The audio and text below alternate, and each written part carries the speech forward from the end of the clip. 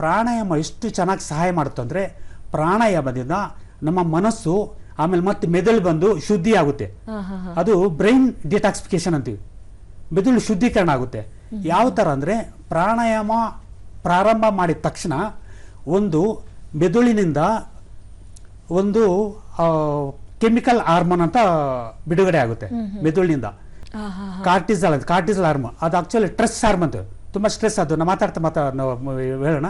ಕಾರ್ಟಿಸಲು ಸರಿಯಾಗಿ ಮಾಡ್ರೇಟ್ ಅಂತೀವಿ, ಮಧ್ಯಮ ರೀತಿಯಲ್ಲಿ ಬಿಡುಗಡೆ ಆದರೆ ಆವಾಗ ತುಂಬಕ್ಕೆ ಪ್ರಾಣಾಯಾಮದಿಂದ ಅದು ತುಂಬ ಮಧ್ಯಮ ರೀತಿಯಲ್ಲಿ ಬಿಡುಗಡೆ ಆಗುತ್ತೆ. ಮಧ್ಯಮ ರೀತಿಯಲ್ಲಿ ಬಿಡುಗಡೆ ಆದಾಗ ಸ್ಟ್ರೆಸ್ನ ಕಡಿಮೆ ಆಗುತ್ತೆ, ಆತಂಕ ಕಡಿಮೆ ಆಗುತ್ತೆ, ತಲೆನೋವು ಕಡಿಮೆ ಆಗುತ್ತೆ. ಒಂದು. ಎರಡನೆಯದು ನೀವು ಕೇಳಿರ್ತೀರ ಡೋಪಮೈನ್ ಅಂತ. ತುಂಬ ಚೆನ್ನಾಗಿ ನಾವು ಇಷ್ಟ ಮಾತಾಡ್ತೀವಿ, ಹಾರ್ಟ್ ಅಟ್ಯಾಕ್ಸು ಮತ್ತು ಸೂಸೈಡ್ಸು ಟೆಂಡೆನ್ಸಿ ಅಂತ ಹೇಳ್ತಾ ಇದ್ವಿ. ಡೋಪಮೈನ್ ಅಂತ ಒಂದು ಕೆಮಿಕಲ್ ಹಾರ್ಮೋನ್ ರಿಲೀಸ್ ಆಗುತ್ತೆ, ರಾಸಾಯನಿಕ ಒಂದು ಹಾರ್ಮೋನ್. ಅದು ಯಾವ ಥರ ಅಂದರೆ ಡೋಪಮೈನು ಹೈಪೋಥಾಲಮಸ್ ಅಂತ ಇರುತ್ತೆ ನಮ್ಮ ಮೆದುಳಿನಲ್ಲಿ. ಹೈಪೋಥಾಲಮಸ್ ಪಿಟ್ಯೂಟರಿ ಗ್ರಂಥಿಗೆ ಸಿಗ್ನಲ್ ಕೊಡುತ್ತೆ, ಇವಾಗ ನೀನು ರಿಲೀಸ್ ಮಾಡು, ಬಿಡುಗಡೆ ಮಾಡು.